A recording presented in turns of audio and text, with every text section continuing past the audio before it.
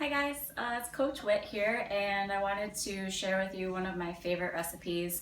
A friend sent me this recipe maybe last summer sometime, and I made it the first time. It was delicious. Brett and I loved it, and then we've made it like so many times since then.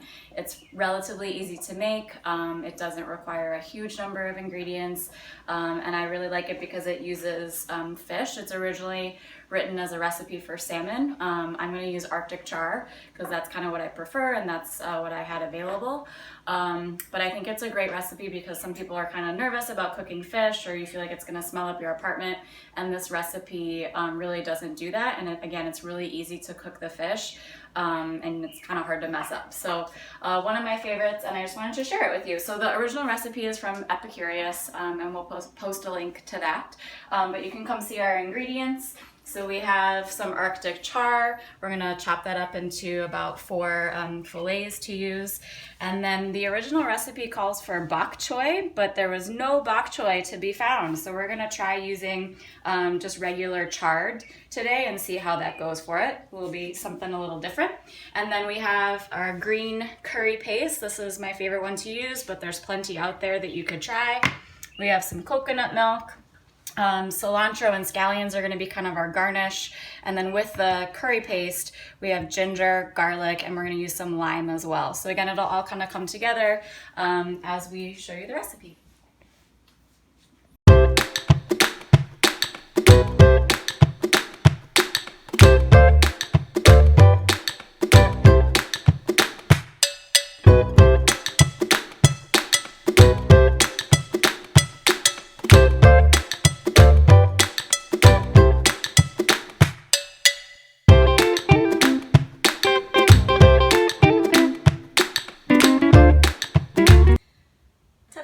Okay, so we did all of our chopping, and so now you can see we've got our our chard is ready to go, which was normally bok choy.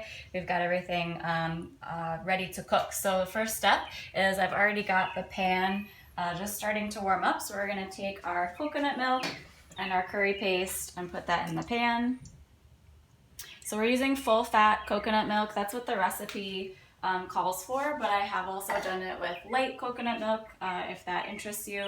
So you can totally do that. It's just not quite as thick and not quite as creamy, but it's still good.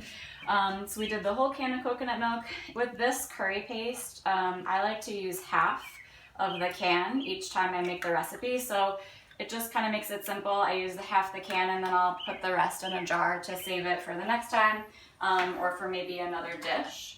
So we've got those two things going, and then the last thing that we're going to add is the garlic and the ginger, which we used a microplane, but you could also just chop up really fine.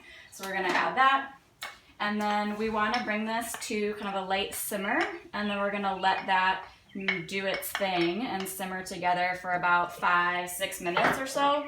You just want to make sure the heat isn't too high so that it doesn't bubble up a lot. But yeah, that's going to come together really nicely, and then we'll go to the next step.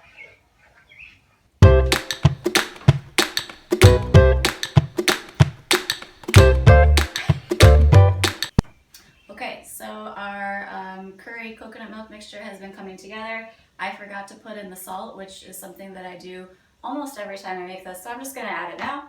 So I'm just going to put in a little pinch of salt or two to the dish. One of the things that I really like about this meal is that you don't have to have a whole bunch of spices on hand, so you can get a lot of flavor from this meal with just having the can of curry paste. So if you're someone that doesn't have like a fully stocked kitchen with a whole bunch of spices, I think it's a great meal to get lots of flavor from. So the next thing we're going to do is turn up our heat just a bit, and then we're going to throw in the stems and the leaves for what would normally be our bok choy, and today we're going with our chard.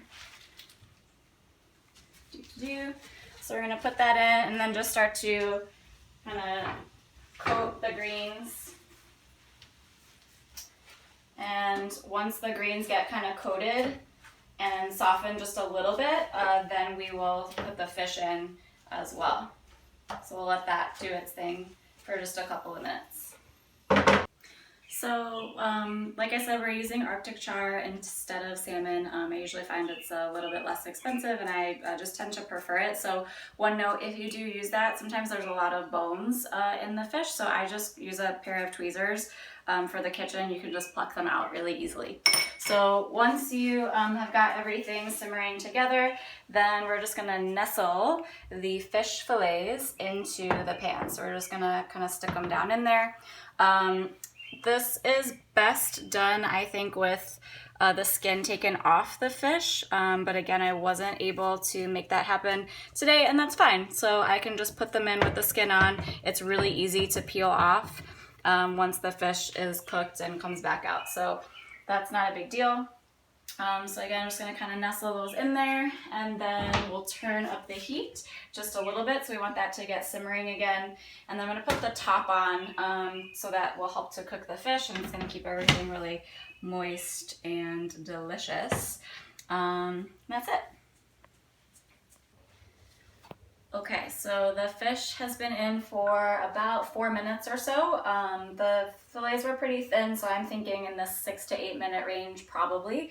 So at this point, now that we're halfway through cooking, I'm gonna throw in our chopped scallions. So you can see that the fish is almost there, we're getting there, it's looking good.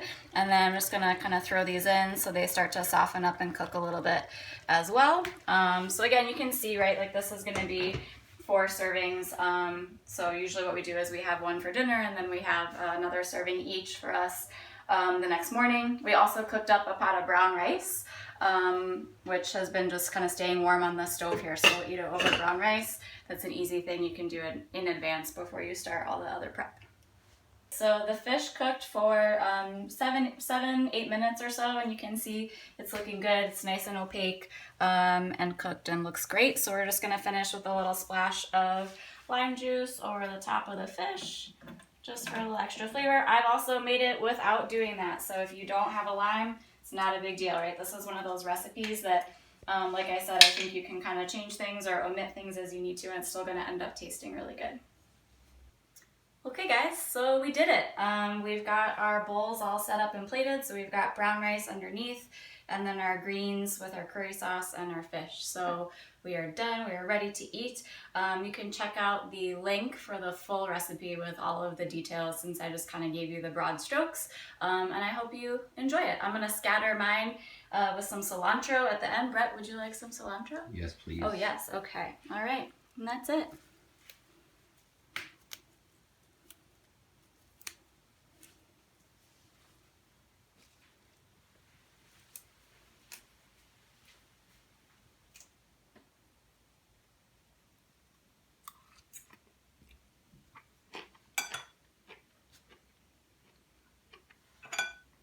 Delicious.